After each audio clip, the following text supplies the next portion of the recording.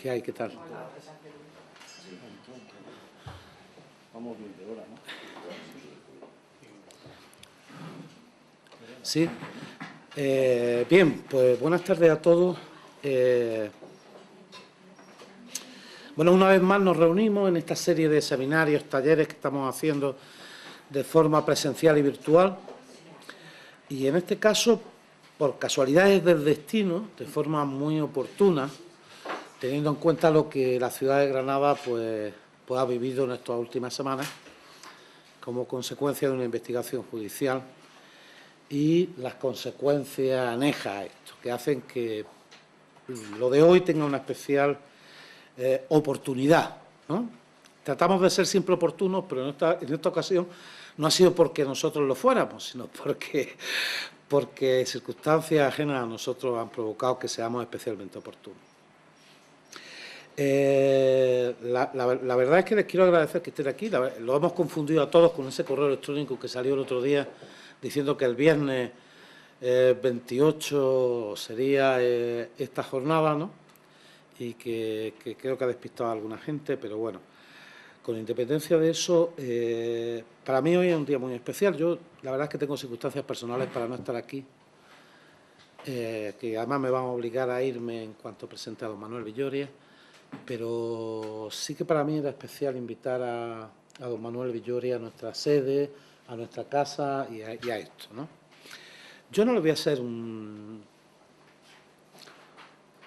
una descripción del currículum vitae de don Manuel Villoria, entre otras cosas porque es que casi es ofensivo decir que tengo que presentar a don Manuel Villoria. Don Manuel Villoria es seguramente el máximo especialista en temas de ética y de corrupción que existe en el país.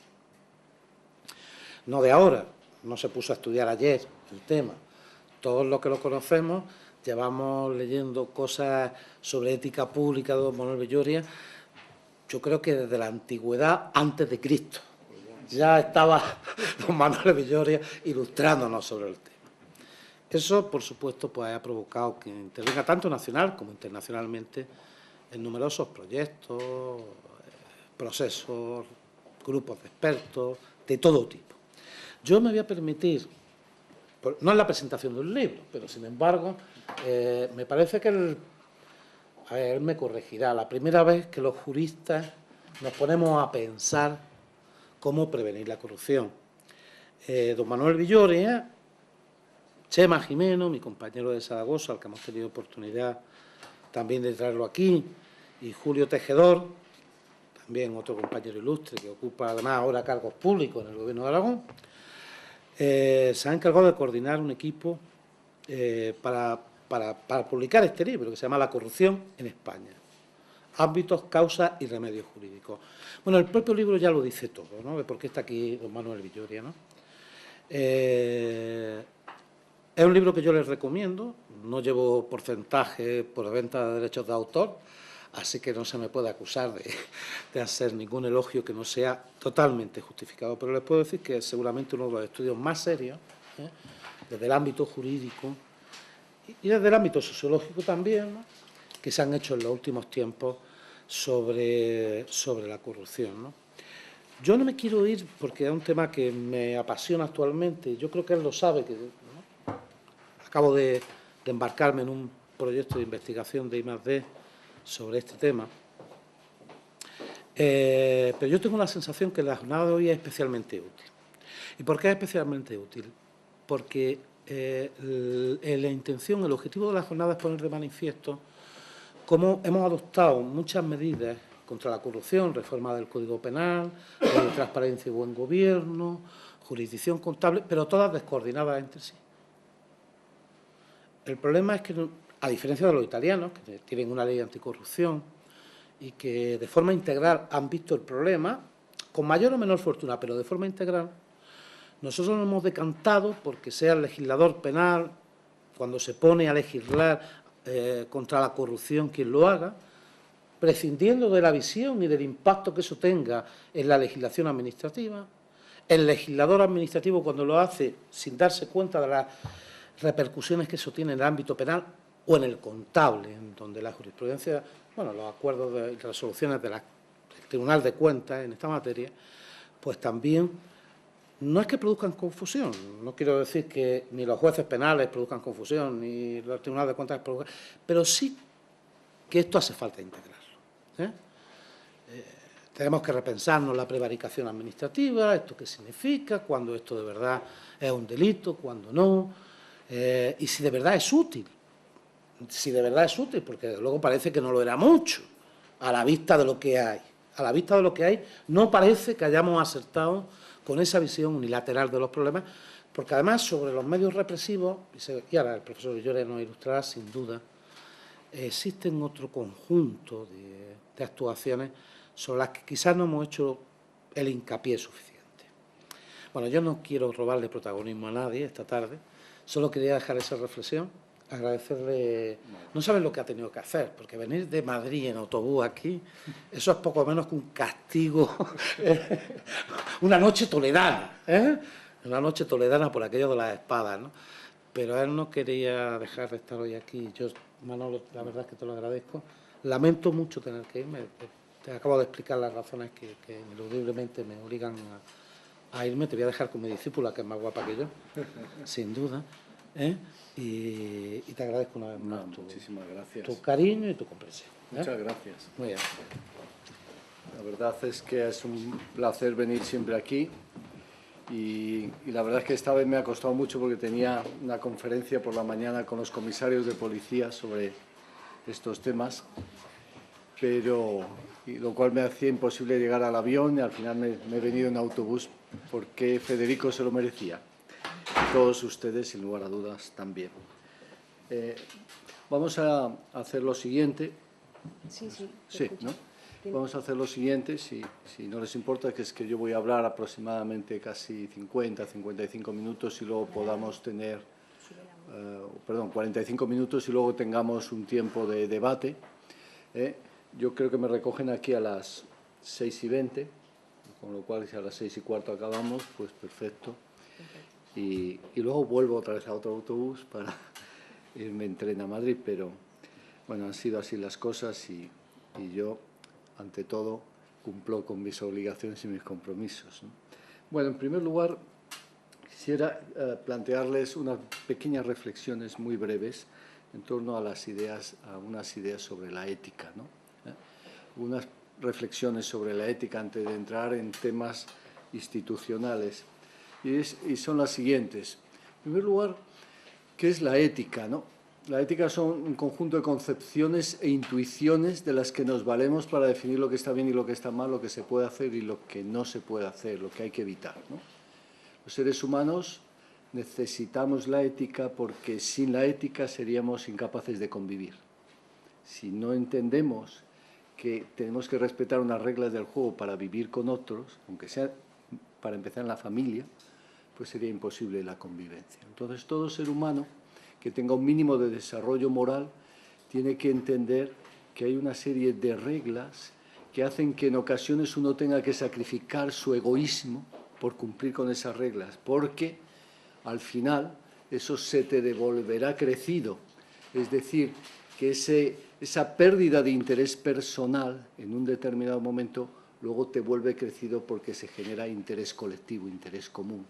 Facilitamos la convivencia, vivimos mejor colectivamente, aunque yo en esta ocasión tenga que pagar mi impuesto, no me salte el semáforo en rojo, etc.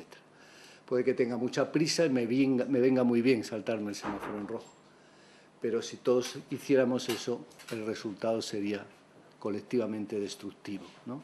Entonces, la idea de la ética tiene que ver con esa necesidad de entender que hay unas obligaciones para con los demás y esas obligaciones para con los demás, si las cumplimos, permiten una mejor convivencia, una mejor cooperación, una vida más digna, ¿no? Bueno, ciertamente la ética, para empezar, es privada, en el sentido de que cada uno de nosotros tenemos unos desarrollos morales que debemos intentar que sean lo más extendidos posibles. Y hay niveles de desarrollo moral, por supuesto. Kohlberg lo estudió muy bien, otros autores han hablado también de este tema desde la psicología y la sociología o la psicología social. Y la idea fundamental es que cada uno de nosotros, los que estamos aquí, tenemos una concepción de lo que está bien, una concepción de la vida buena, de lo que podemos y no podemos hacer, de los límites que tenemos. Pero nuestras concepciones de la vida buena, nuestras percepciones sobre lo que podemos hacer o no hacer, a veces están elaboradas de forma más sofisticada, a veces son más congruentes, a veces son más, están más desarrolladas y otras veces están mucho menos. Y en algunas ocasiones están tremendamente infradesarrolladas.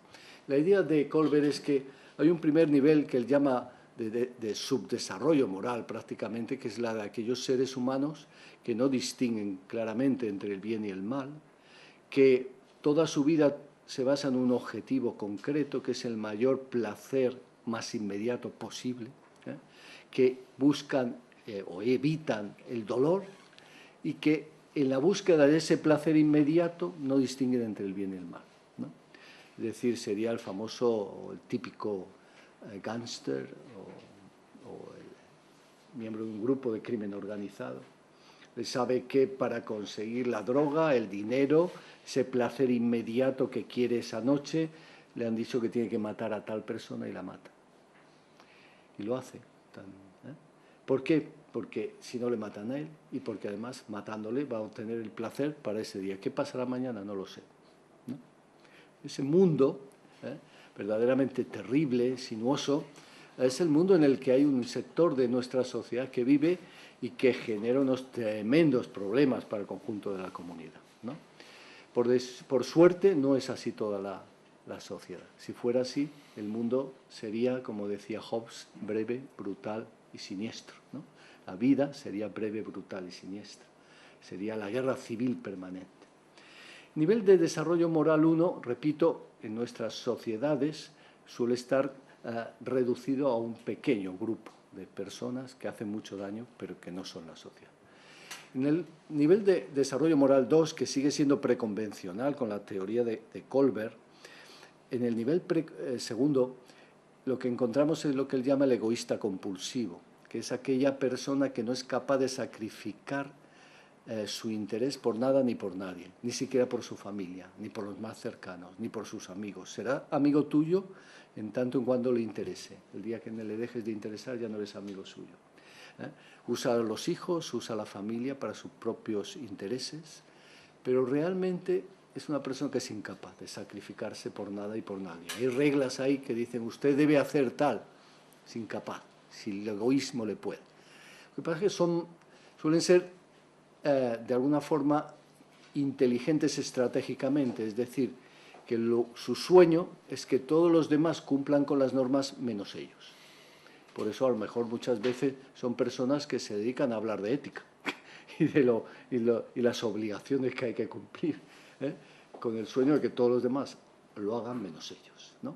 Ese es el sueño del egoísta compulsivo, del egoísta racional puramente compulsivo. De este grupo hay más, de este grupo por desgracia hay más en nuestra sociedad y muchas veces tenemos que convivir con algunos de ellos. Como verán, con ellos también es imposible construir una sociedad mínimamente digna, ¿no? Nunca están dispuestos a sacrificarse por nadie, pero si todos siguiéramos el mismo camino, el resultado sería casi el de del primer nivel, una tensión y un conflicto permanente. No habría reglas, no habría convivencia, no habría capacidad de cooperación. Y el mundo necesita cooperación. Los seres humanos hemos sobrevivido y hemos llegado a superar las tremendas dificultades que nuestra propia estructura, nuestra propia naturaleza nos dio, porque hemos conseguido superar todo esto en lo que llamaríamos la estrategia evolutiva, porque hemos cooperado. El ser humano individual, aisladamente, por muy listo que sea, nunca hubiera podido sobrevivir. Siempre el entorno era más poderoso que nosotros. Los felinos son más fuertes, en la mayoría de los casos, los depredadores también. En consecuencia, el ser humano necesitó desde el principio, dado que nuestra naturaleza no estamos muy bien dotados para la supervivencia en principio. Un niño humano, ¿cuánto tiempo necesita para poder vivir por sí mismo, ¿no? Ahora ya 40 años casi, pero un niño necesita mucho tiempo para poder vivir y hay que cuidarle.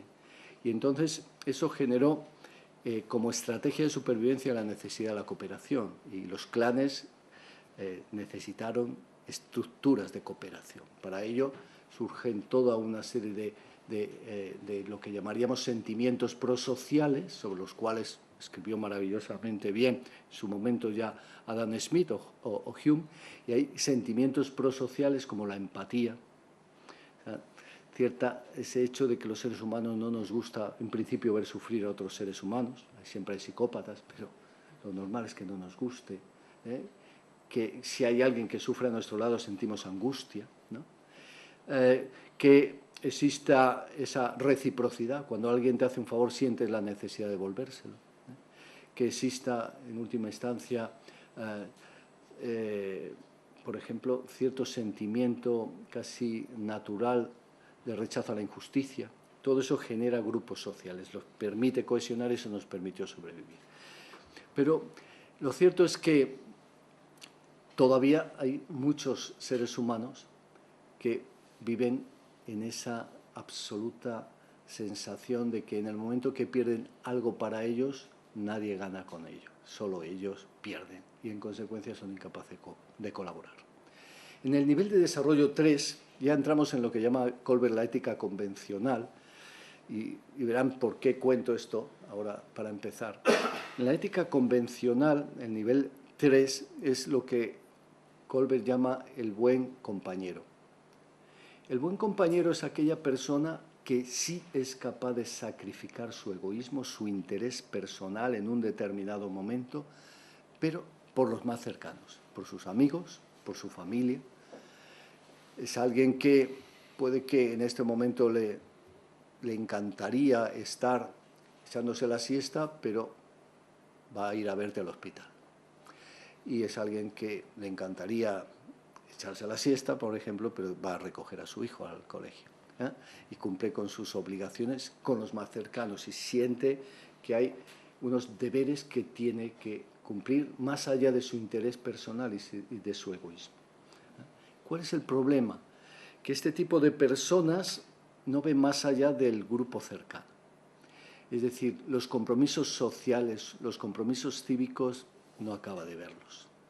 Y entonces su capacidad de sacrificio por una sociedad, por una comunidad, es muy pequeña, muy pequeña. Entonces, es alguien que podrá ser un gran amigo tuyo, pero si puede no pagar impuestos y puede no saltarse ciertas normas cuando no le pillan, se las saltará.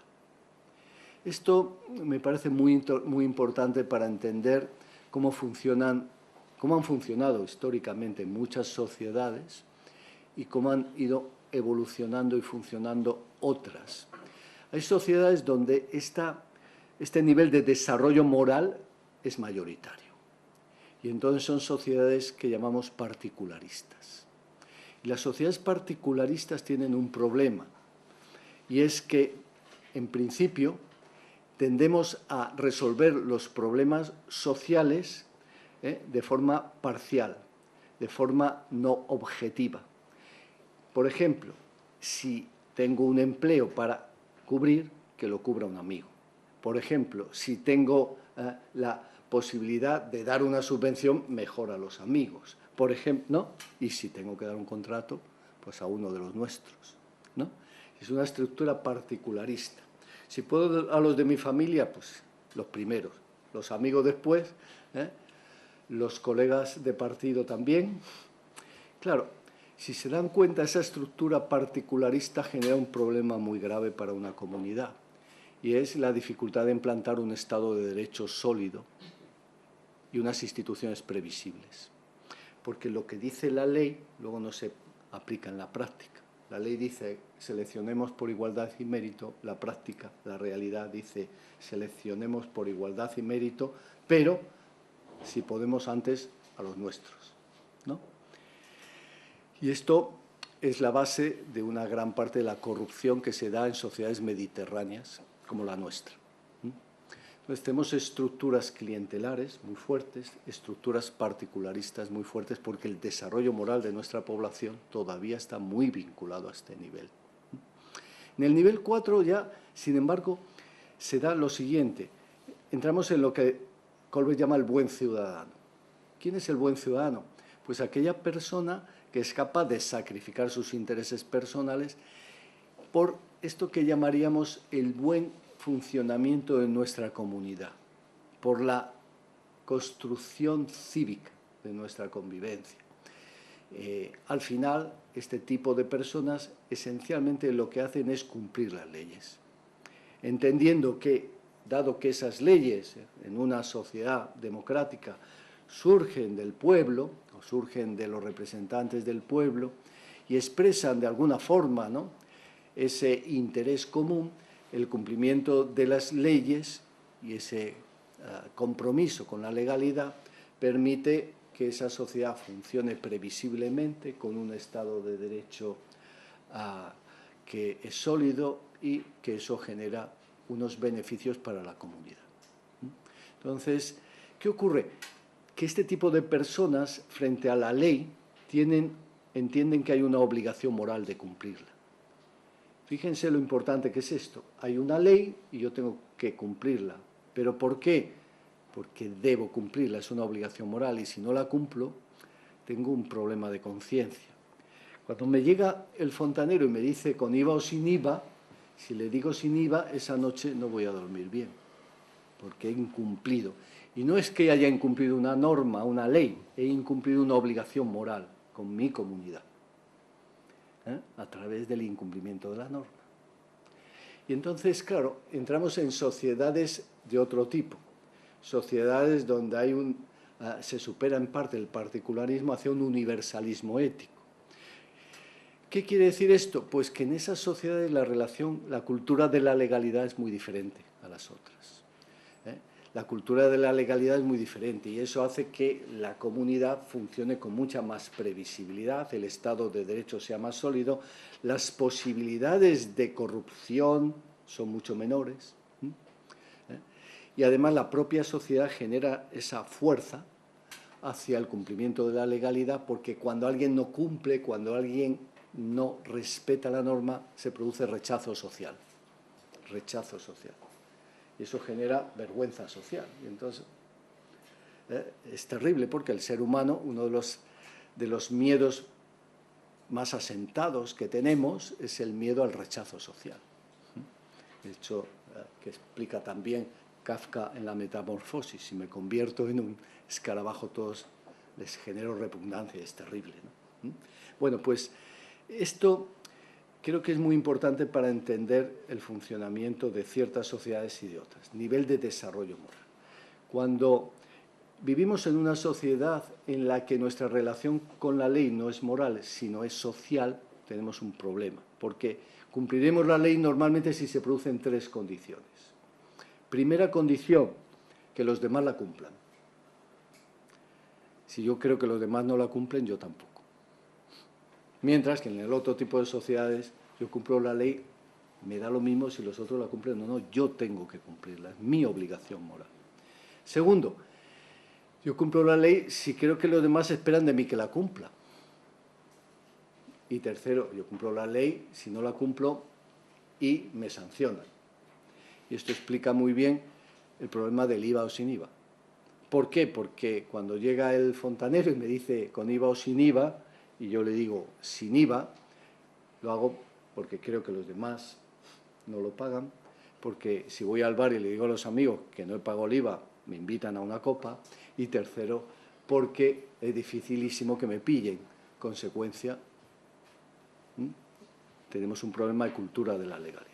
En tanto que en una sociedad con una cultura de la legalidad fuerte, yo pago el IVA porque tengo que pagarlo, porque lo dice la ley y tengo que cumplir con la ley. ¿Vale? Las consecuencias para el desarrollo económico y social son enormemente diferentes.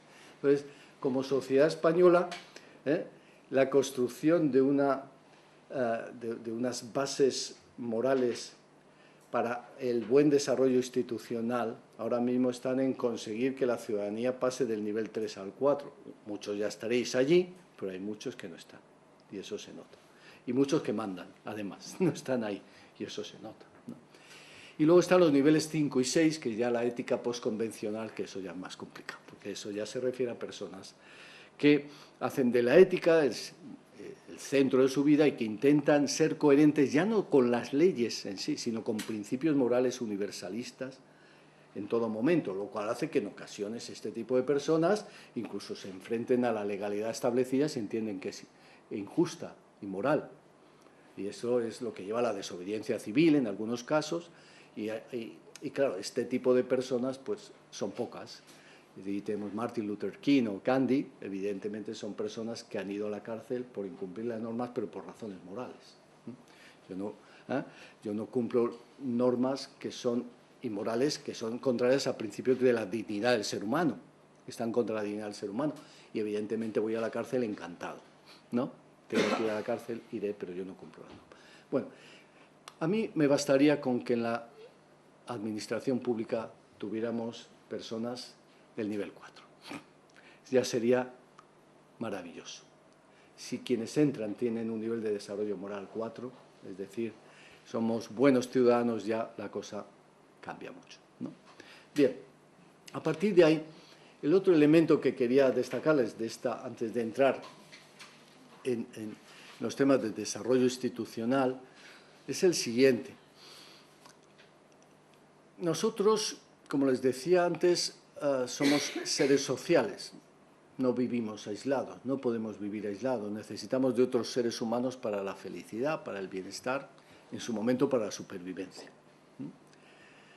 Y como somos seres sociales tenemos que convivir, y para convivir necesitamos reglas del juego. Estas reglas del juego, estas reglas, unas partes son morales, son reglas éticas, y otra parte puede que sean reglas puramente técnicas, organizativas, que no son morales, pero que permiten, lógicamente, la cooperación, la eficacia, el desarrollo de una comunidad o de un grupo. Cuando yo voy a entro en la administración pública y me pongo a trabajar como funcionario, pues evidentemente hay toda una serie de reglas que son éticas, ¿no? Servir con objetividad, intereses generales. Pero hay otras reglas que son técnicas, son procedimientos operativos estandarizados que están ahí, que yo debo seguir, ¿no? Entonces, todo eso son instituciones, reglas del juego. Lo importante es que en esas instituciones hay una parte formal, que son las leyes, y otra parte informal, que son las prácticas. Cuando van unidas y son coherentes, es maravilloso. A veces, sin embargo, van desunidas. A veces la ley te va diciendo una cosa, la práctica te dice otra. La ley, como os decía antes, te dice selección por igualdad de mérito. La práctica te dice, bueno, pero ¿a quién conoces? ¿No? Pero ¿a quién conoces? ¿No? Entonces se produce ese distanciamiento. Lógicamente, nos interesa conocer las dos, las leyes y las prácticas, para entender cómo funciona una comunidad, ¿no? ¿Qué es muy importante aquí? Yo creo que es muy importante lo siguiente, que entendamos que la calidad de las instituciones es lo que determina el desarrollo de un país, el desarrollo económico, el desarrollo social y el bienestar de un país. Aquellos países que tienen buenas instituciones, tienen buenos gobiernos, tienen buenas sociedades, tienen esto que Margalis llamaba una sociedad decente, ¿no? Aquellos países que tienen malas instituciones, las reglas del juego están mal diseñadas, lo que tienen es subdesarrollo, y lo que tienen es una vida difícil para el conjunto de sus habitantes, malestar social. Entonces, la clave para el desarrollo de un país es diseñar buenas instituciones. Es ideal tener el máximo desarrollo moral posible, pero, entre tanto, diseñemos buenas instituciones, porque las malas instituciones incentivan lo peor de nosotros y desincentivan lo mejor. Y las buenas instituciones incentivan lo mejor de nosotros y desincentivan lo peor. Les pongo un ejemplo que habrán visto muchas veces aquí. si yo viviera en un país X y en ese país la regla del juego, la institución para ingresar en la administración pública, la regla real, la que se cumple, aquella que todos tenemos en la cabeza, la regla para ingresar en la administración pública es ¿a quién conoces? ¿A quién conoces? ¿Qué incentiva eso y qué desincentiva? Incentiva, para empezar, que yo busque patrón político y que me politice. Incentiva que cuando yo esté dentro lo que tengo que conseguir es que mi patrón político, el que me ha metido, y su grupo, estén allí toda la vida, porque cuando dejen de estar ellos yo me voy. Incentiva en consecuencia que use los fondos públicos para beneficiar a mi patrón y a su grupo. Incentiva la corrupción, porque los contratos se los daremos a los nuestros. Incentiva la patrimonialización de la administración, ¿no? ¿Y qué desincentiva? La formación, el estudio. ¿Para qué voy a estudiar? Si aquí lo importante es que le caiga bien al jefe y que le seas útil. ¿Qué desincentiva? La legalidad y la objetividad. Porque claro, la legalidad y la objetividad me llevan a confrontar con el jefe cuando le diga, no, ese contrato no se le puede dar a este amigo suyo. ¿Cómo que no? Pues no, porque la ley dice que no. Ah, bueno, pues fuera, tú te vas, ¿vale? Se acabó. Entonces, fíjense, esa ley lo que está incentivando y desincentivando. Incentiva lo peor y desincentiva lo mejor. Si todos los funcionarios actuáramos así, ¿cuál sería la consecuencia? Subdesarrollo. Si puedes tener todo el petróleo del mundo que quieras, puedes tener todas las riquezas naturales, que ese país no va a funcionar. No va a funcionar. Tenemos demasiados ejemplos, ¿no? Ahora, si yo tengo una institución real, la que se aplica, que dice la selección y la carrera se hace por mérito y por capacidad. ¿Qué estoy incentivando? Pues estudio, preparación. Y cuando trabaja, ¿qué es lo que estoy incentivando? Pues que hagan bien mi trabajo, que aplique las leyes con objetividad, con imparcialidad. Con ello refuerzo el Estado de Derecho, la previsibilidad del sistema. Y estoy desincentivando la corrupción, porque el que no aplique la ley será sancionado, no crecerá, no ascenderá en la organización. En consecuencia, estoy incentivando lo mejor y desincentivando la corrupción, la patrimonialización, etc. Como ven, entonces el diseño de las reglas del juego, el diseño de las instituciones es lo que determina en gran medida que un país funcione o no funcione, que un país avance o no.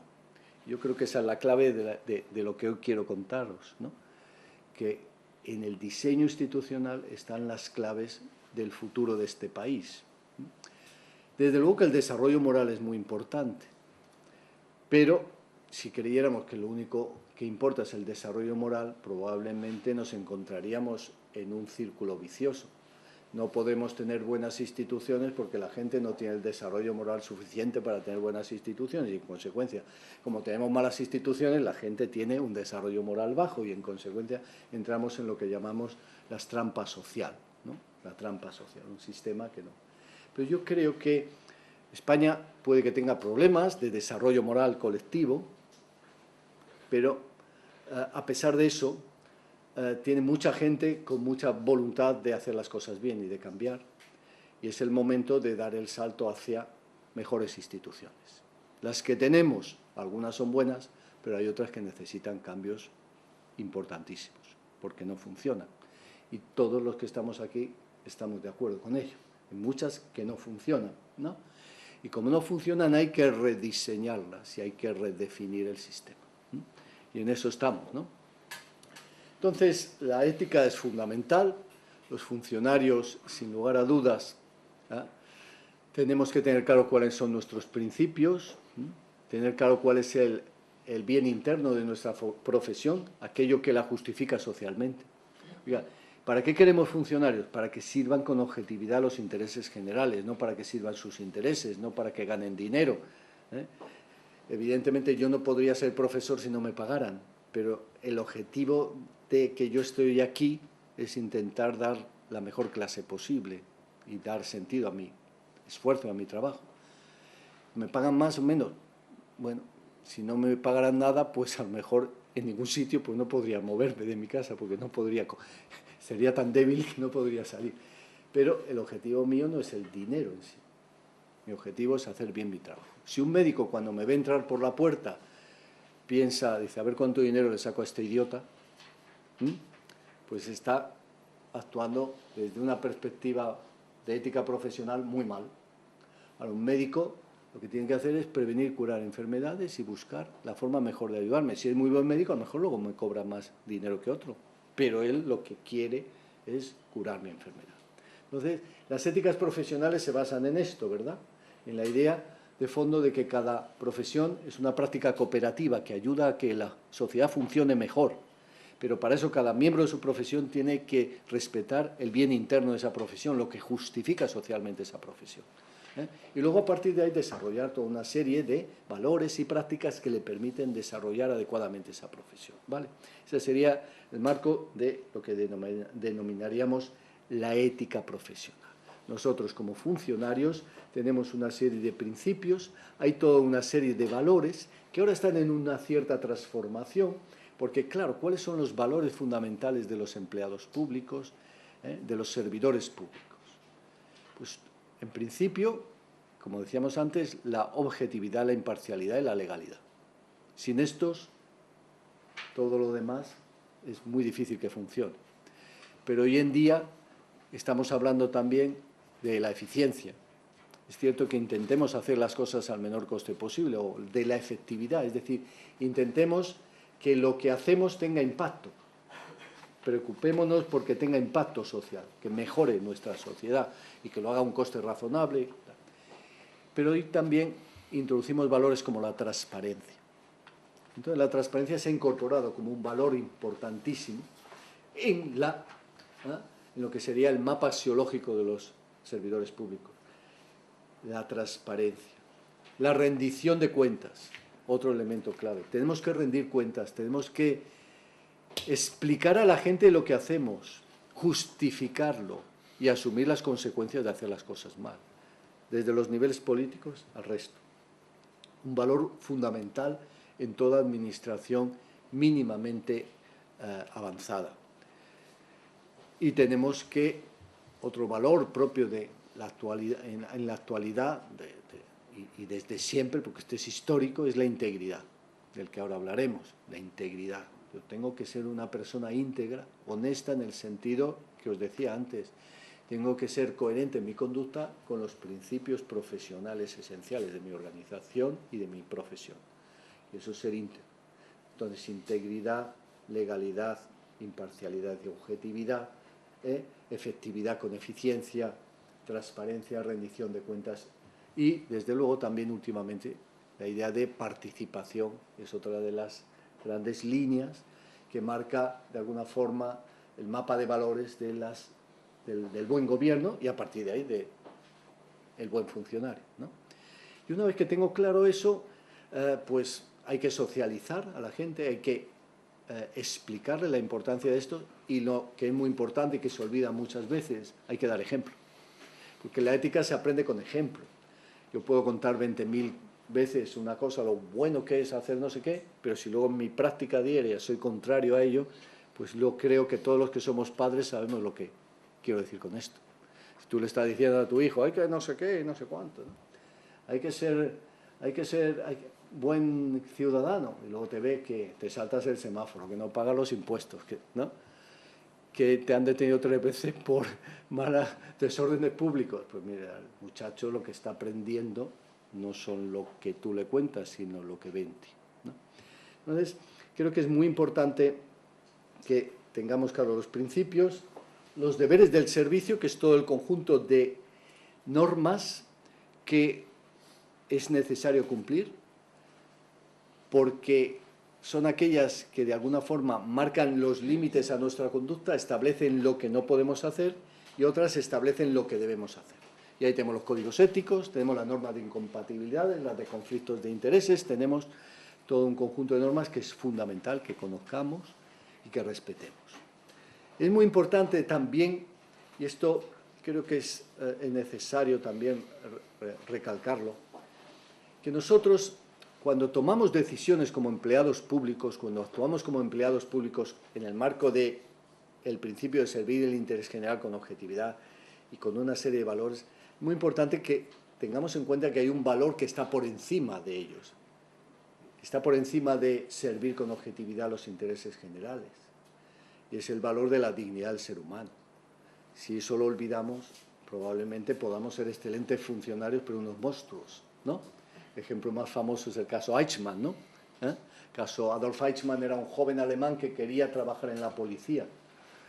Y en la época de la República de Weimar no había mucho empleo en la policía. Entonces encontró un empleo cercano a aquel que le gustaba a él de la seguridad, que es entrar en los servicios de seguridad de un partido nuevo que acaba de surgir, que era el Partido Nacional Socialista.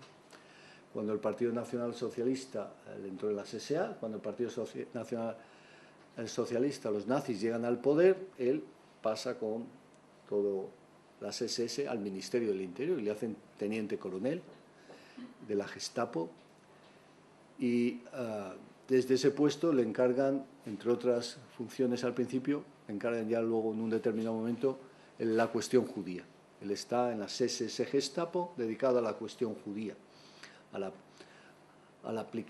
espionaje, a la aplicación de las leyes, etc. Él dice, en su juicio, porque este hombre cuando acabó la Segunda Guerra Mundial huyó de Alemania y se escapó a Argentina, pero había sido un actor tan importante en la solución final, en el programa de exterminio, que el nuevo Estado de Israel, cuando surge, deciden que tienen que ir a por él y tienen que capturarlo.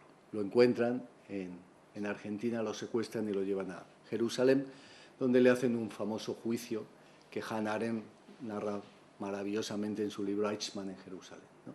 Entonces, en ese juicio, él dice, es verdad que cuando yo estaba en el Ministerio del Interior, yo no sabía muy bien qué iban a hacer con los judíos, yo era un funcionario y no decidía. Yo creía que les íbamos a llevar a todos a un inmenso campo de concentración en Palestina y a través de técnicas de esterilización íbamos a irlos eliminando. Pero un buen día yo estaba en mi despacho y me llegó mi jefe, el general Heydrich era el jefe de la Gestapo, y me dijo, hemos estado con el Führer y hemos decidido ya qué es lo que vamos a hacer con los judíos. Pues usted me dirá, vamos a exterminarlos a todos, vamos a matar a todos los judíos, todos los que encontremos en los territorios ocupados. ¿Cuántos serán? Unos 10 millones. Hay que matar 10 millones de judíos, hay que exterminarlos.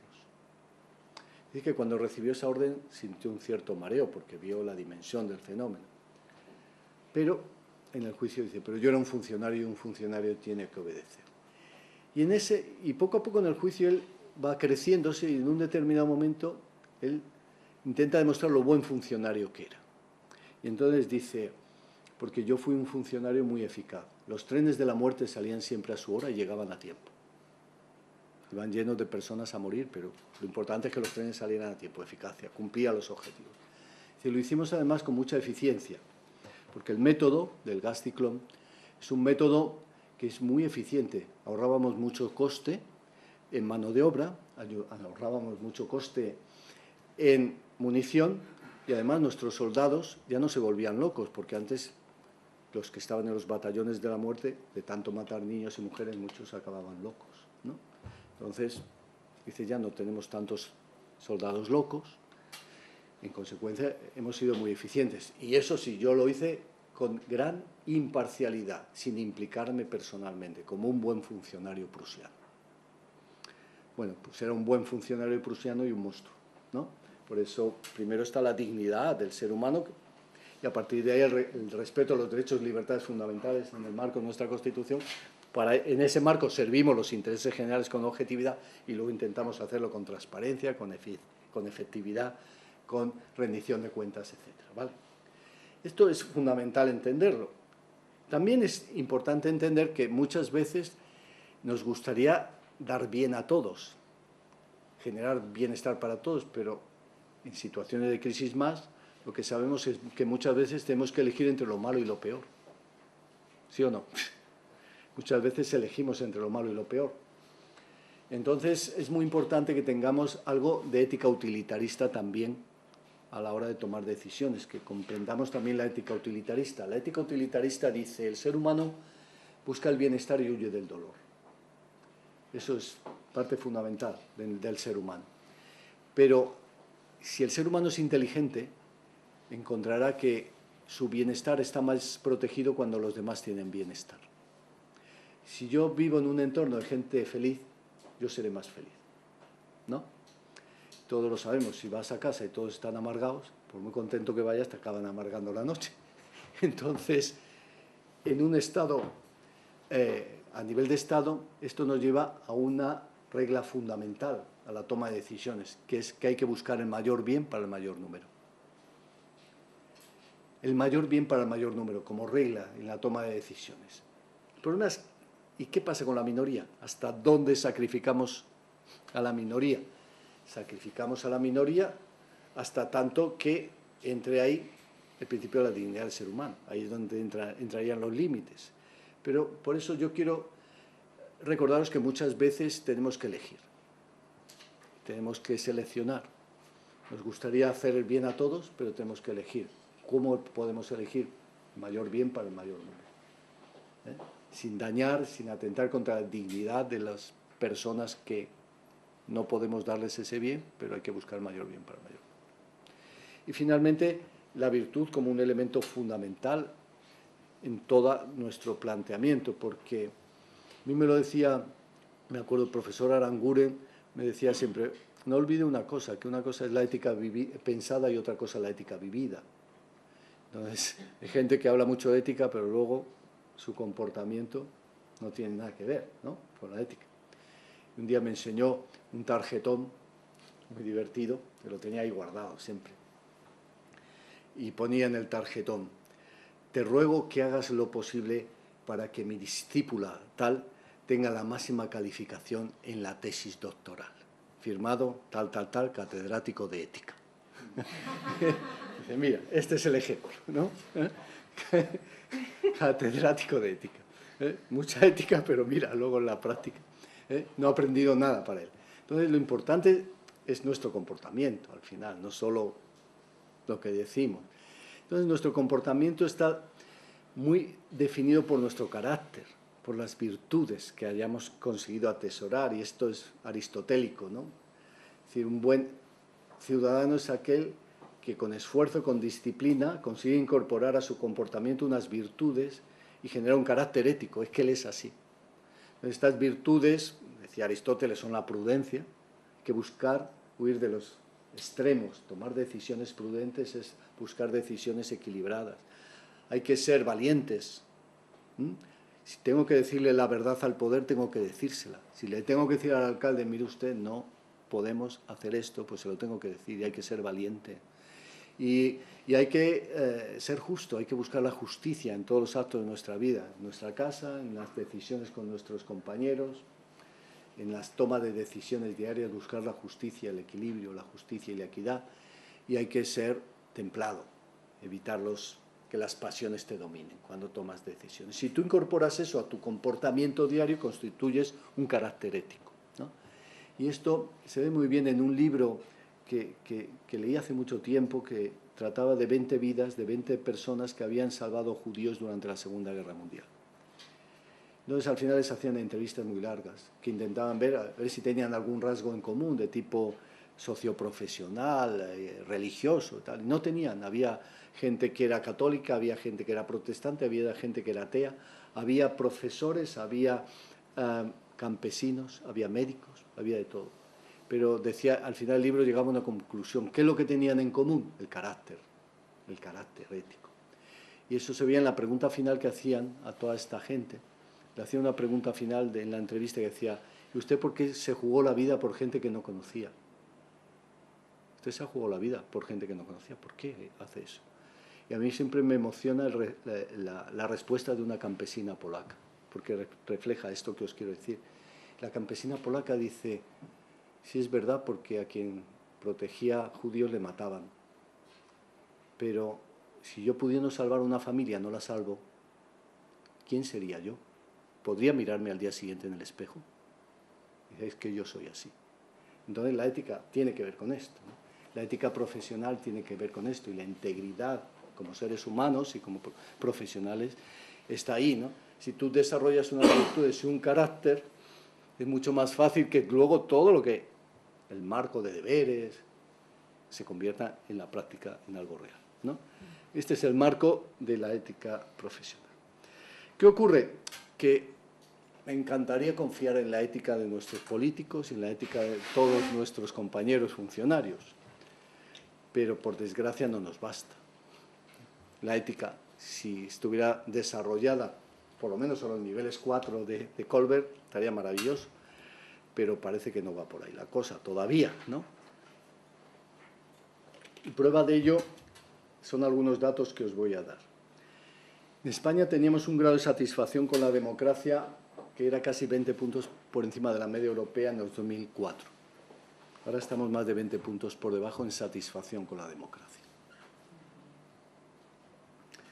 Estos indicadores son los siguientes. En la línea, creo que azul, sí, es el indicador de confianza en el sistema de gobierno-oposición.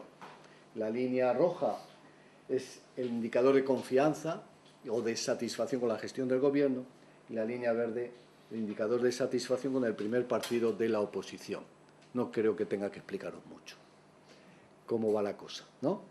Satisfacción con el sistema bipartidista, satisfacción con la gestión del gobierno, satisfacción con la gestión de la oposición. Otro dato importante. Nuestras instituciones, pues todas han ido bajando. El Parlamento, los partidos políticos, los tribunales y la policía son los únicos, la policía sobre todo, que han mantenido un nivel bastante alto. Pero nuestros representantes, pues parece que no tienen mucha confianza por parte de la ciudadanía. La confianza institucional sigue bajando. Todo esto va unido a una percepción de la corrupción y del fraude terrible en este país, ¿no? El Eurobarómetro 2013, ahora saldrá el del 2015-16, que va a ser parecido, me parece a mí. España es el país de Europa en el que mayor incremento de la percepción de corrupción ha habido en los últimos 5 años. Un 63% de los españoles creen que la corrupción había aumentado mucho en los últimos 5 años. El 77% de los españoles creen que la corrupción es parte de la cultura de los negocios del país. La media europea es el 67% y en Europa está Rumanía, Italia, Grecia, no solo los escandinavos. El 84% creen que el soborno y las conexiones son la forma más sencilla de obtener servicios públicos. La verdad es que en España, a pesar de esto, nosotros no pagamos sobornos normalmente. ¿Cuántos de ustedes han pagado un soborno a la Guardia Civil o a la policía o a los médicos o a los maestros en los últimos 5 años? Probablemente nadie, ¿no? Aquí no se pagan sobornos normalmente. Es decir, tenemos una administración pública en este sentido todavía bastante honesta. Habrá sectores donde todavía haya más problemas, pero en general, pero esto de las conexiones es terrible. Todavía la imagen global es que aquí, a través de conexiones se consigue todo, y sin conexiones, la ley por sí misma no nos vale, ¿no? Y el 67% cree que la única forma de tener éxito en los negocios son las conexiones políticas. Bueno, esto nos lleva a algo que, perdonen que ponga esta cosa muy de números, que es muy sencilla. España, cuando se pregunta a la gente, ¿conoce usted a alguien, o usted o alguien a quien usted conoce ha tenido que pagar un soborno en los últimos 12 meses? Nosotros tenemos datos de 2%, que es igual casi que Alemania, igual que, incluso más bajo que Francia. 2%, muy bajo. Aquí no se pagan sobornos, en las encuestas de victimización, pero sin embargo, el 95% de los españoles creen que la corrupción es un problema de nuestro país. Y somos el país de Europa que hay más distancia entre los que pagan sobornos y cuántos creemos que la corrupción es importante. ¿Y esto qué nos indica? Pues por una parte podríamos decir, pues que es que no se pilla a todos los que cobran sobornos, pero es que realmente es que la gente no paga sobornos. ¿Qué es lo que indica? Que la corrupción política es muy alta y que la percepción de la corrupción política es brutal. En fin, en este gráfico lo único que pretendo es que veréis aquí la línea más oscura, de repente empieza a subir. Y por aquí, fijaos qué bajita estaba. Y esta línea, ¿sabéis qué es? ¿Cuáles son los 3 problemas más importantes del país? Pues durante los años que más corrupción ha habido en España, la corrupción no era uno de los problemas más importantes del país. ¿Cuándo empieza a subir? Cuando la línea arriba sube. ¿Cuál es la línea arriba? La economía va mal o muy mal. Cuando más del 50% de la gente cree que la economía va mal o muy mal, la corrupción se dispara, ¿no? ¿Cuál quiere decir que la crisis económica ha destapado algo que estaba ahí y ha generado una nueva realidad? Y es una realidad en la que, como ven, hay desconfianza en las instituciones, insatisfacción con el funcionamiento de la democracia, hay una percepción de corrupción terrible, y una desconfianza hacia las instituciones muy fuerte. Es evidente que la ética no nos ha bastado, ¿no? Es evidente que la ética no nos ha bastado. ¿Qué es lo que podemos hacer para cambiar este estado de cosas? Uno es, evidentemente, los cambios culturales. Pasar del nivel D3 al nivel 4 de desarrollo moral sería maravilloso. Si consiguiéramos que nuestros hijos tuvieran esa enseñanza, si les diéramos buenos ejemplos, si en el colegio vieran esos valores, pues iríamos progresando. La democracia, dicen algunos, con el tiempo va mejorando eso. Bueno, hasta cierto punto. Pero eso lleva mucho tiempo, mucha energía. Algunos dicen, no, cambiando de gobierno todo cambia. Bueno, yo creo que cambiando de gobierno, a lo mejor hay gobiernos que están agotados y hay nuevos gobiernos que llegan con más fuerza, más ilusión, pero tampoco creo que eso vaya a cambiar mucho. La clave son las instituciones, nuevamente. Y para eso vuelvo a lo que os decía antes. La clave es que tenemos que cambiar nuestras instituciones, mejorar nuestras instituciones, reforzar la imparcialidad en la administración pública, reforzar el mérito y la capacidad, son cosas fundamentales. Y digan, ¿y qué hay que hacer para reforzar la imparcialidad o para reforzar el mérito? Pues hombre, aparte de garantizar unos procesos selectivos serios y rigurosos, pues acabar con la libre designación en muchos puestos, ¿no? ¿Es normal que un interventor pueda ser nombrado y cesado libremente? ¿En qué país pasa eso? ¿Es serio? ¿Es normal? No me gusta el interventor, lo cambio, lo ceso. Que me controle uno que no me controle, ¿no?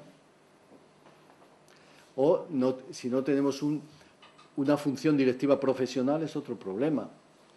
Yo me acuerdo que cuando cambió el gobierno alemán, después de 16 años de Helmut Kohl, cuando llegó Gerhard Schröder, hicimos un análisis de cuántos puestos había cambiado en la administración federal alemana.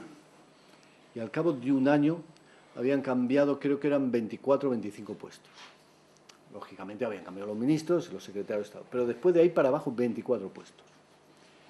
Hice el estudio de los cambios de gobierno en España y al cabo de un año la media eran 1.600 puestos. Es decir, cambiaba el jefe superior de policía de Huelva, el jefe de tráfico de Pamplona y así. Y todos sus directores generales en la Administración General del Estado y todos los directores generales, no queda casi ninguno. Díganme, eso es ejemplo de una politización brutal del sistema, ¿no? Y no es positivo. Si tuviéramos una función directiva profesional, eso no pasaría. Nos daría mucha más estabilidad, mucha más credibilidad y más continuidad a las políticas. Entonces, es un tema de reformas institucionales. Entonces, para conseguir un gobierno que funcione, que rinda cuentas, que sea íntegro, que sea imparcial, que sea eficaz, que sea transparente, ¿no? Que es las ideas que tenemos que cambiar las leyes, las prácticas. Pero hay algo muy importante que muchas veces nos olvidamos, y es que en la construcción del buen gobierno, para construir, por ejemplo, una administración más transparente, ¿qué es lo que hay que hacer? La ley. cambiamos la ley. Como si la sociedad cambiara por decreto. Dice, tenemos una nueva ley y ya todo el mundo será transparente. Oiga, pues no, no. Porque anda que no hay leyes que no hemos cumplido. El Estatuto Básico de Empleado Público sigue sin desarrollarse después de unos cuantos años, ¿no? Así todos los días vemos cómo se incumplen leyes constantemente, normas constantemente por la propia administración. La oferta pública de empleo debe salir en los 3 primeros meses. En algunos sitios sigue sin salir, ¿no? Y así todo, ¿no? Entonces, ¿qué es lo que necesitamos para que funcione? Pues yo creo que hay muchos estudios de la OCDE que insisten en esto con bastante claridad. Es leyes, procedimientos y órganos. Yo necesito una ley de transparencia, sí, pero a partir de la ley necesito procedimientos que me garanticen que funciona el derecho de acceso, por ejemplo. Es decir, que cuando yo llego a pedir un dato, me encuentro en una plataforma de transparencia, un sitio que dice derecho de acceso. Toco ahí, aparece un impresito, yo lo relleno, llega al órgano correspondiente, el cual lo remite a quien tiene la información, que se lo da en 10-15 días, de acuerdo con procedimientos bien establecidos. Inmediatamente me dice, usted tiene aquí la documentación que pedía, si tenía derecho, y yo directamente me dice, aquí está, entre usted con esta clave, entro y cojo la información. Claro, si pensamos, ¿es eso lo que funciona realmente en nuestro país? Pues por ahora no. Yo he hecho ahora la prueba en 140 municipios de Cataluña. 140. Hemos enviado, para empezar, nos han contestado el 40%. Lo que pasa es que en Cataluña el 60% que no han contestado, como hay silencio positivo, en principio nos tendrán que dar la información, ¿no? Luego ya veremos. Pero solo el 40%. Pero para conseguir enviar las solicitudes de la petición de acceso a documentos ha sido una pesadilla. Primero porque llegabas al portal de transparencia y no aparecía por ningún lado el tema, el acceso, ¿dónde está? Media hora buscando. En algunos optábamos por un correo electrónico. Evidentemente no nos han contestado muchos sitios porque es que no había mecanismos, o sea, se han olvidado los procedimientos. O en otros, claro, te piden el DNI electrónico. ¡Hala! Les animo yo a ustedes a que funcionen con el DNI electrónico pidiendo información, porque no funciona. Para empezar tienes que tener un aparato especial para meter tu DNI ahí, que ¿quién lo tiene? No sé si ustedes en su trabajo a lo mejor lo tendrán, pero en casa estoy seguro que casi nadie se le ocurre tener un aparato para el DNI electrónico, ¿no? Y mi experiencia, y ya con la administración del Estado, lo primero que me pasó hace tiempo, porque eso ya lo han cambiado ahora, fue lo siguiente: pedí información, bueno, acá, con mucho problema, me admitieron el documento, y al final también lo mandé por la ley de procedimiento administrativo por escrito, y en un determinado momento me dicen, ya está su información, entre con este número. Entro allí y me dice DNI electrónico. No tengo yo DNI electrónico, entonces me intento, ya me voy a la facultad, aquello no funcionaba. Bueno, ¿hay algún otro método? Dice, sí, el PIN específico. Entonces, bueno, pues digo, pues voy a pedir el PIN. Dice, 30 días para darte. Bueno, me da lo mismo, pero me pongo a pedir el PIN y para que me den el PIN aparece número de cuenta corriente. Número de cuenta corriente.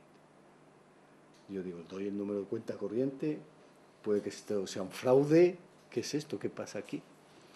Entonces, claro, como somos una sociedad particularista, pues se llama al amigo correspondiente y dice, no, esto es que lo han montado los de Hacienda y tiene el mismo sistema que el de la agencia tributaria. Pon los datos que no pasa nada. Puse todos mis datos y al cabo de un mes me llamó el PIN y pude acceder a los documentos. Claro, esto hace que mucha gente abandone.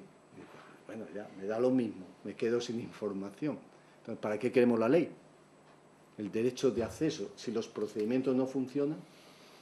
Bueno, y el otro elemento son los órganos. Claro, si yo pido la información al Ministerio X o a la Consejería tal, que llega al final, tras muchos vericuetos, ¿sabéis? Tiene que decidirlo en la Administración del Estado el subsecretario, ni más ni menos. Ya me dirás qué pinta el subsecretario decidiendo sobre esto.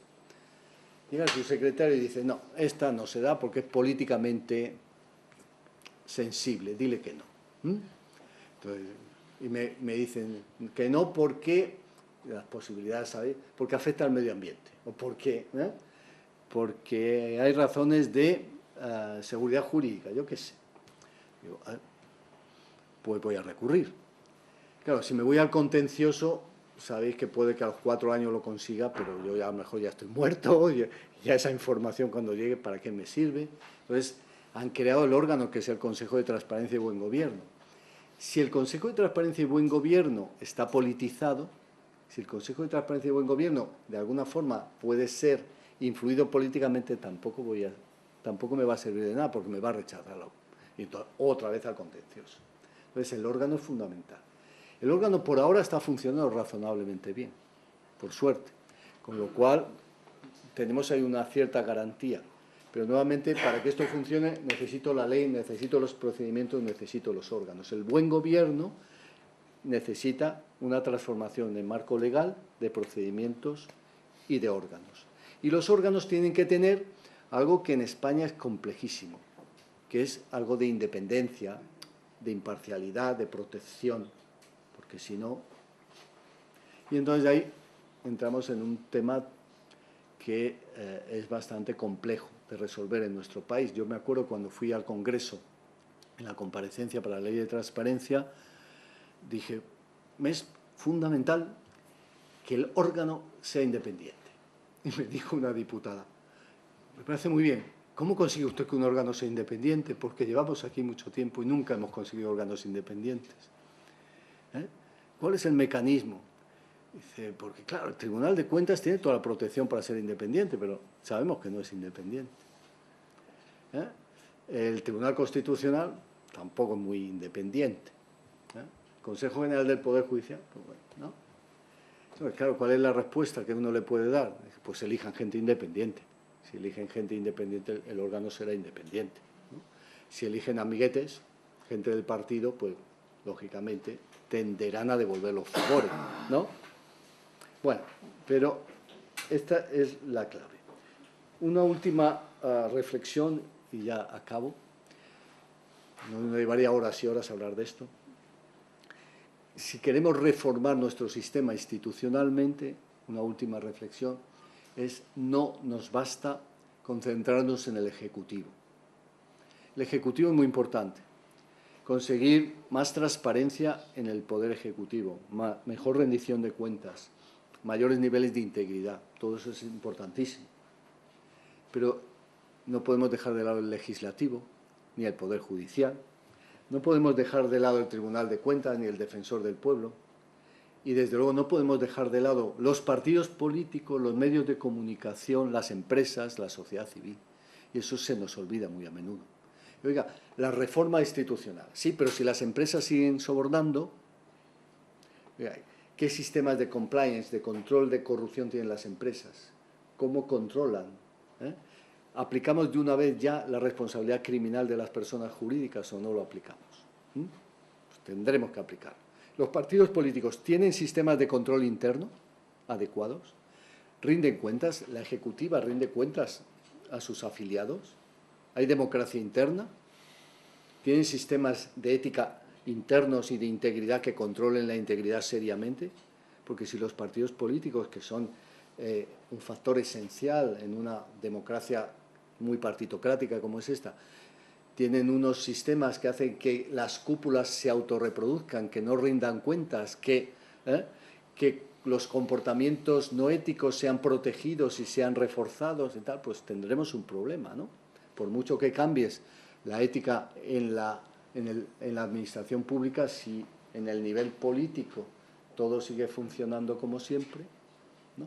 Entonces creo que esta es la idea de lo que llamamos sistemas nacionales de integridad. Si usted aplica políticas y reformas institucionales, aplíquelas a todas las instituciones, trabaje con todas, no solo con una. Y cuando trabaje con una, trabaje en nivel global, considerando todos los factores, ¿no? Y acabo con un último ejemplo, y perdonadme, un marco de integridad. Si yo quiero desarrollar marcos de integridad en mi organización, marcos de integridad. Quiero reforzar la integridad, que es solo una parte, la transparencia es otra, la rendición de cuentas, todas están muy unidas, pero son cosas distintas que exigen programas distintos. Pero son en temas de integridad, lo que tengo que tener es un marco de integridad, con instrumentos, procesos y órganos adecuados. Entonces, por ejemplo, para políticas de integridad, tengo que empezar con unos códigos éticos, bien elaborados, adecuados a nuestra organización, generados desde el debate interno. Pero los códigos éticos se mueren si no tengo un buen sistema de consultas, un buen comité de ética que le dé vida, que cuando yo tengo una duda pueda preguntar al comité de ética, que el comité de ética haga resoluciones, informe. Tengo que tener un sistema de evaluación de riesgos de corrupción. ¿Dónde hay riesgos de corrupción y cómo los vamos a ir afrontando? Tengo que tener un sistema de formación en ética y en integridad para todos los miembros de la organización. Tengo que dar criterios de orientación a los que recién llegan. Nada más llegar tienen que tener un curso de ética y tienen que tener una orientación, una socialización en valores. En Estados Unidos, cuando tomas posesión, lo primero que tienes que hacer es un curso de ética online de 4 horas, para empezar. Es un tema básico, ¿no? Tienes que tener un sistema de gestión de conflictos de interés adecuado, ¿no? Los conflictos de interés son una parte fundamental de todo el sistema de corrupción, ¿no? Cuando hay conflictos de interés mal resueltos, pues pongo por delante mi interés privado sobre el interés general, ¿no? Y así tenemos un buen sistema de inspecciones internas y, por supuesto, tengo que tener un sistema de denuncias internas, en el cual el denunciante serio y riguroso sea protegido durante toda su vida. Porque si no tenemos sistema de protección, es muy difícil que salga todo lo sucio que hay dentro.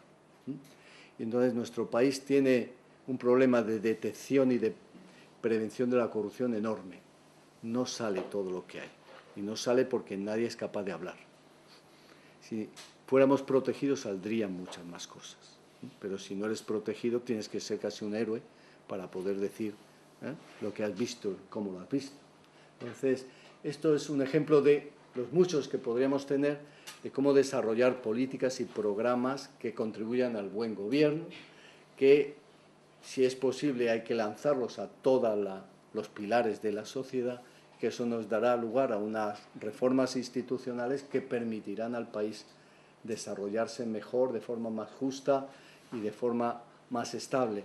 Y al final, pues esperemos que eso genere el círculo virtuoso que lleve a una mayor profundización moral y a una mejor enseñanza moral para nuestra gente, porque verán en el gobierno un ejemplo de lo que se puede hacer y no un ejemplo de lo que no se puede hacer. Y eso es todo lo que quería contarles. Y perdonen que me he extendido un poco más de lo apropiado.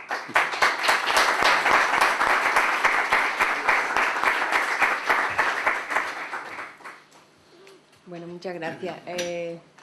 Para mí se me estaba animando ya el cuerpo al final y me hubiera aguantado una hora más con todas las ideas y las propuestas que al final aquí viene queda la presentación, si quieren ver más. La vamos a poner en la plataforma virtual a partir de mañana. Vemos que tiene además 61 presentaciones, pues seguro cargadas de ideas y de propuestas y de cuadros y de tablas que de alguna manera lograremos interpretar. No sé si antes de que nos abandone, porque es el tiempo el que apremia y el que hace que tengamos que cortar la ponencia en este momento, quieren hacer alguna pregunta particular sobre alguna de las cuestiones que ha dejado sobre la mesa. Yo es que lamento por tema de trabajo he llegado tarde, pero voy a aportar una idea que ya publiqué en Ideal. La publiqué en Ideal el martes pasado, ¿no? Que hablaba precisamente de cómo atacar la corrupción, puesto que la iniciativa legislativa casi no se consigue hacer nada. Y hablaba de proponer, como ha dicho, en los tres poderes, una reforma legislativa, los tres poderes me refiero, limitando los cargos, tanto de confianza como los cargos políticos, en los tres niveles. Y entonces nombrar una alta autoridad, o sea, independiente de las Cortes Generales y de la Fiscalía, o sea, que eso es posible con sus inspecciones y con sus cosas y controlarse eso. Y la propia Junta Electoral Central vigilará que la gente que ha estado 8 años ya cese y no vuelva a estar cobrando en exclusivo. Otra cosa es que esté de concejal o de político toda la vida, pero usted ha estado ya 8 años, concepto estricto, 8 años entre confianza y político, concepto amplio, 8 años de confianza y 8 años políticos. Y eso se puede hacer en un referéndum y hacer la reforma legislativa, lo que no es voluntad de hacerlo. Esa es mi idea, está documentada, está publicada en idea en este marco y no en el anterior. Entonces, yo creo que lo que aquí falta es voluntad y ganas de hacer las cosas, porque sobran universidades, sobran profesores, me refiero que lo digan, no digo que sobren, sino sobran ganas y ganas. Lo que hace falta es pasar de la idea a la acción. Y entonces, que no lo tomen por tontos, porque el 95% de la sociedad reclama una reforma, es una reforma a nivel de la ley orgánica electoral general y a nivel de tantas cosas. ¿Que una ley orgánica necesita mayoría? Pues mire usted, si no se consigue la mayoría, pues habrá que hacer un referéndum, que es lo que pide la sociedad. Porque la iniciativa legislativa, por ahí no la van a admitir. Y porque muchas veces no es, le ha dicho, no estabas en ese momento cuando, pero no se puede cambiar a la sociedad a golpe de ley ni de decreto, y eso No, quizás también... un clamor social diciendo que la gente, porque no puede estar un diputado 40 años de diputado, o 30 años, como conocemos, aunque sea excelente, entonces, o de alcalde. Entonces, como pasa en Estados Unidos, ya que haya sistemas democráticos que permitan renovar los cargos, es decir, una renovación continua, porque es la única manera de que precisamente las corruptelas y el poder se distribuyan. Sí, sin duda son ideas. ¿Me va a facilitar ese documento para que lo subamos también mañana? Correo, sí, lo puedo mandar. No está publicado en ideas, es que hablaba precisamente, está publicada la carta de ideas el martes pasado. Bueno, ¿usted quería decir algo? Buenas tardes. Buenas tardes. Quería saber su opinión acerca de cómo sería posible que un ciudadano nuevo aprendiese ética. Desde cómo lo aprendería, por un sistema educativo, lo aprendería a través de la familia. Es decir, el origen de todo lo que usted nos ha contado, que ha sido estupendo y magistral, pero ¿cómo tendríamos un nuevo ciudadano, ¿no? ¿Cómo aprenderíamos esa ética que usted ha plasmado, ¿no? Para evitar los defectos? Bueno, si yo tuviera... La madre del cordero. Tuviera esas respuestas, me habrían dado ya el premio Nobel, pero no. Yo no creo que se pueda crear un nuevo hombre, un nuevo ser humano, ¿sabes? Y eso, por desgracia, ese era uno de los objetivos de la Revolución Soviética y no acabó muy bien, el nuevo ser humano, ¿no? Pero sí es cierto que, para empezar, la familia es clave. Parece que la familia puede tender a reproducir, ¿no?, el sistema tal y como va. Yo actúo como mi padre y mi padre actuó como el abuelo. En consecuencia, seguimos en un problema a largo plazo. No obstante, yo creo que todas estas personas que se quejan y nos quejamos y pedimos referéndum, el primer tema es si usted en su familia es ético, si usted a su hijo le transmite valores cívicos. Porque es muy fácil echar la culpa a los políticos de todo, pero yo mientras sigo sin pagar impuestos, mientras sigo sin hacer lo que debo, como ser social. Ese es el primer elemento, ¿no? Sigo votando a los mismos, Oiga, mire usted, primero en su casa, de ejemplo a su familia, a sus hijos. Segundo, está el tema de la educación. Yo creo que la ética en la educación, valores ciudadanos, valores cívicos, reforzar la ética en la educación es fundamental, y esto es un elemento clave. Y luego, creo que es esencial que la gente vea que las normas se cumplen y que quien la hace la paga. Eso también es muy importante, ¿no? Yo ahí siempre recuerdo el tema del tráfico, ¿no? Yo hace 20 años íbamos a 150 por la carretera y nos pasaban coches, ¿no? Y ahora la cosa no es así, ¿eh? Ahora no es así. ¿Y cuál es la razón de que no haya sido así? Pues el carnet por puntos, las fotografías. Y cuando la gente empieza a ver las consecuencias, oye, empieza a cambiar su comportamiento y al final ya no lo haces solo por miedo, también lo haces porque entiendes que es mejor que sea la cosa así. Y entonces cambia, ¿no? Yo creo que por ahí van las cosas, ¿no? Es un proceso largo, educativo, para empezar en tu familia, para seguir el proceso, el sistema educativo, y hay el gran pacto de educación que es fundamental en este país. Seguimos cambiando de normas cada vez que cambia el gobierno y eso. Y, desde luego, que haya instituciones que empiecen a funcionar y que veamos las consecuencias reales, ¿no? Si alguien la hace, que la pague y que se vea. Entonces, oiga, yo creo que algo ha cambiado, es decir, los políticos ahora como se dice, se tientan mucho las ropas, mucho más que antes. Antes había una sensación de impunidad enorme, ahora ser político es una profesión de riesgo. Si es así, hay que tener mucho cuidado, ¿no? Entonces van cambiando las cosas. Eso yo creo que a medio plazo espero que... Perdón, que sea incidir, yo creo que quería combatir con una palabra, era la endogamia política. Creo que hay endogamia en todas las instituciones, que la endogamia se acabe y el feedback. O sea, ¿cómo se acaba? Yo te puedo poner ejemplo aquí de gente política que el padre era político, luego el hijo está en el instituto no sé qué de la juventud, va a estar decir, de hijo a padre, abuelo, y no, mire usted, no, eso no puede ser la endogamia, en la universidad pasa igual. Si estudiamos los apellidos y mezclamos gente, el 50% son familias, no que se han cambiado de departamento. Entonces, esto, por eso lo digo todos los padres, no todos. Y tiene que ser así, y tiene que ser un consenso social, ese consenso es un referéndum, que posibilite que se cambie la gente. Esa es mi opinión. Efectivamente. Un minuto, si me deja aquí mi amigo Eduardo hablar. Sí, por eso No, que yo quería decir que eso que usted plantea, la pregunta que iba a hacer es, claro, si para cambiar, por ejemplo, ¿qué haces tú en tu familia, no?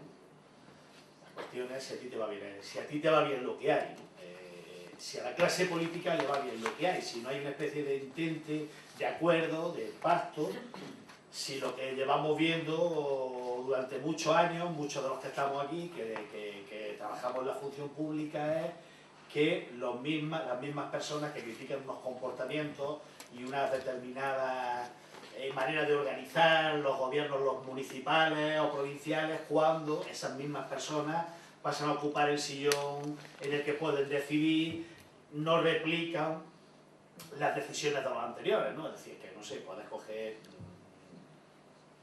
cualquier ayuntamiento mediano o grande de Andalucía o diputaciones provinciales y tal, y lo mismo, por ejemplo, los decretos de nombramiento de personal eventuales, gobierne quien gobierne, suelen ser los mismos, solo cambian los nombres de las personas, pero al final jefe de gabinete, asesor del otro, asesor económico, no sé qué. Claro, al final, no, esto no está bien, esto no es normal, nosotros tenemos un interventor, tenemos un funcionario directivo de carrera que dirige el área económica, tenemos un jefe de contratación, ¿para qué queremos otro asesor? Pero cuando cambia, da igual, no le pongo... se vuelve a reproducir el esquema, entonces al final uno llega al convencimiento, a veces, ¿no?, de que tiene un cierto carácter, o hasta ahora ya no, se ha roto la cosa con 4, que tampoco son capaces de entender, lo que en mi opinión es una muy mala imagen, ¿no?, que no... de alguna manera tendrán que hacer algún sacrificio para hablar entre ellos y ponerse de acuerdo, no pensarán que la gente lo vamos a arreglar esto en los bares o a garrotazos, pero en cierta medida hay como una especie a veces de entente cordial. Estos años atrás casi se parecía a lo que a uno le cuentan en los libros, que era la restauración, ¿no? En la época de se van los liberales, entran los conservadores y tal, y claro, dice la pregunta, ¿y aquí quién da ejemplo? Es decir, ¿quién da ejemplo? ¿Cómo se pasa del sistema este de los 1.600 que cambian, que si el recuento se hace en la administración local daría bien? O sea, eso ya sería, necesitarían 3.000 años en Alemania para igualar lo que cambia aquí en 4 años en el ámbito de la administración local. ¿Cómo puede ser posible que te diga, no sé, en Dinamarca, 8, 10 o 12 hay de confianza del gobierno? Pero oiga, si 8, 10 o 12, si hay 7 de confianza del gobierno en un pueblo de 20.000 habitantes aquí en Granada, pero contado. Sí, ¿Cómo hay 8 en Dinamarca? Por chico que sea el país será más grande, ¿no? Ahí hay una cuestión que es difícil de resolver, no sé, a lo mejor el problema puede ser simplemente, pues puede ser que venga una parte por medidas de tipo a lo mejor más o menos coactivo, en el sentido de que, bueno, ahora ya sí que parece que el que la hace la paga, o por lo menos al que enganchan, ahora lo fastidian, incluso ya casi hay alguna especie de responsabilidad previa, si eres imputado o investigado, pues casi que ya puedes empezar te dan el cilicio y te quitan las zapatillas para que directamente vayas haciendo penitencia por la calle, ¿no? Pero todavía yo creo que hay un camino muy largo y no sé si solo con eso se arreglarán las cosas, ¿no? O con el tema penal. Sin duda. No, el tema penal no basta, porque el penal es la última ratio, ¿no? Yo creo que lo que necesitamos es ir adoptando medidas que vayan generando cambiando el sistema de incentivos. ¿Por qué? ¿Por qué reproducen todo su comportamiento? Porque siguen las mismas reglas del juego. Si cambian las reglas del juego, cambiarán las cosas, ¿no? Si a mí me dan la posibilidad de meter 20 eventuales en la Diputación, pues cuando llegue el momento, la presión para que meta 20 amigos está ahí. Si me dejan 0 para meter, pues ahí cambia la cosa, ¿no? Esa sería la idea. y perdónenme que creo que me tengo que ir. Sí, nos están Me tengo ahí. confirmando los compañeros que ya viene a recogerlo el taxi Muy bien. y cambiamos brevemente la mesa. Vamos a hacer un pequeño receso de 5 o 10 minutos para tomar el aire y Muchas conformamos gracias. la siguiente mesa. Muchas gracias.